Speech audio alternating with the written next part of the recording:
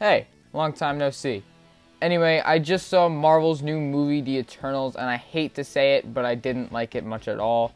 The movie suffers from many problems, and I think that the biggest one was its pacing. I'll get back to all the problems and everything I didn't like later, but first, I'll be nice and list off a few things that I did like. Well, kind of liked. I thought the characters, though some better than others, were done pretty well. They weren't done great, but they were done okay. In the film's defense, there were many main characters to introduce to us here, but that's really not an excuse to poorly develop characters in general.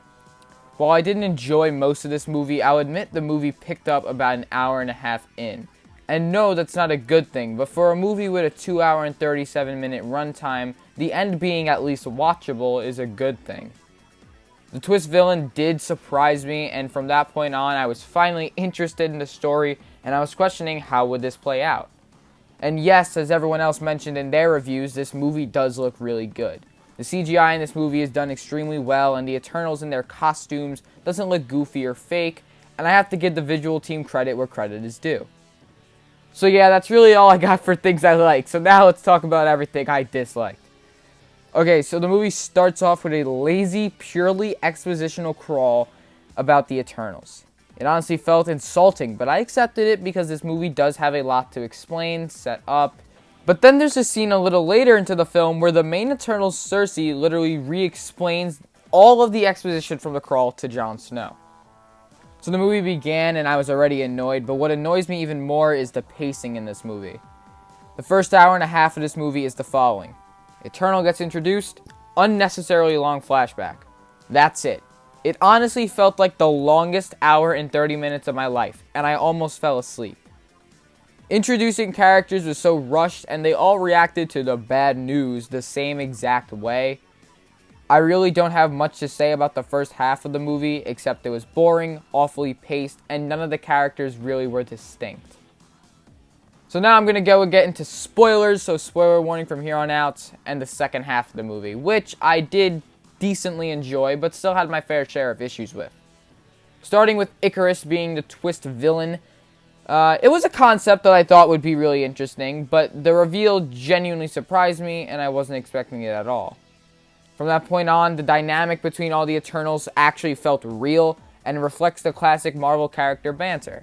While others complain about Marvel character banter and how it's in every film, for me it was oddly one of the only things that kept me engaged. You see, this movie kept trying to push the concept that the Eternals have been a family, working together and bonding for centuries. But the actual interactions of the characters with each other doesn't feel like they've actually known each other for that long. They really have their own two separate person dynamics, and then it just kind of morphs into them all being together as one team.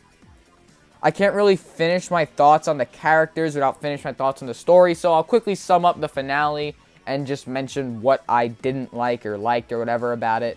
So as I said, the middle of the film begins strong with the reveal of the twist, which I mentioned I felt worked really well here. But right before the big suit up and let's make a plan to stop Ikaris scene, Kingo just leaves. For literally no fucking reason.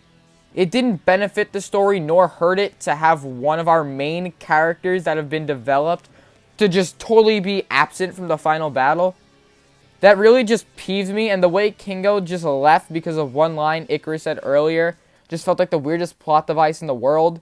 And then he just shows up at the end and acts like he helped save the world, which, I don't know, did he? Did he, like, do the little rise thing from where he was? It was just so odd.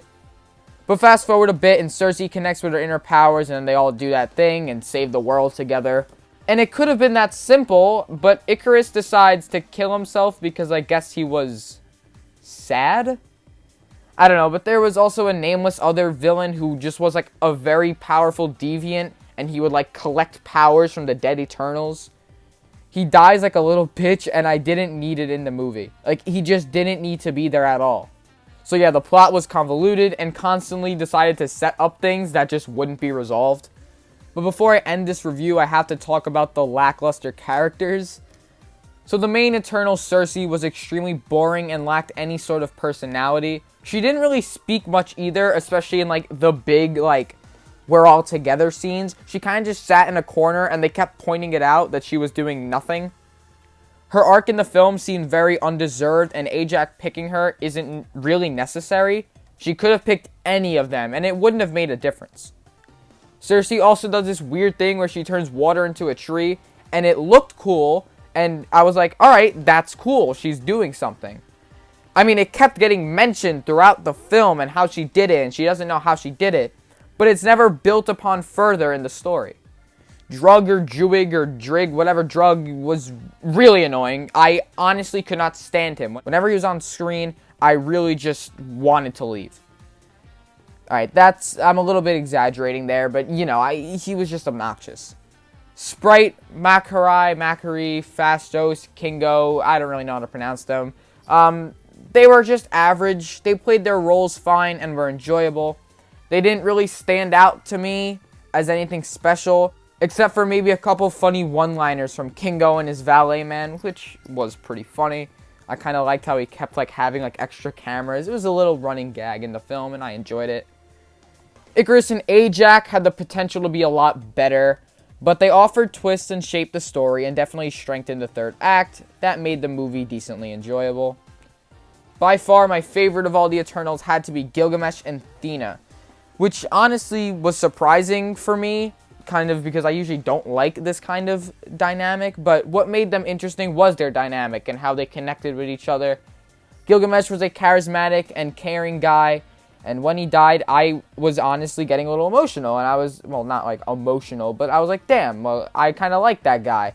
And it drove Thena's character further, and she was able to kind of overcome that little memory thing that she had, which didn't really need to be in the story, but it was, you know, it didn't need to be there, but it offered a mini character piece, and for the two characters that I actually liked, fine, I'll take it.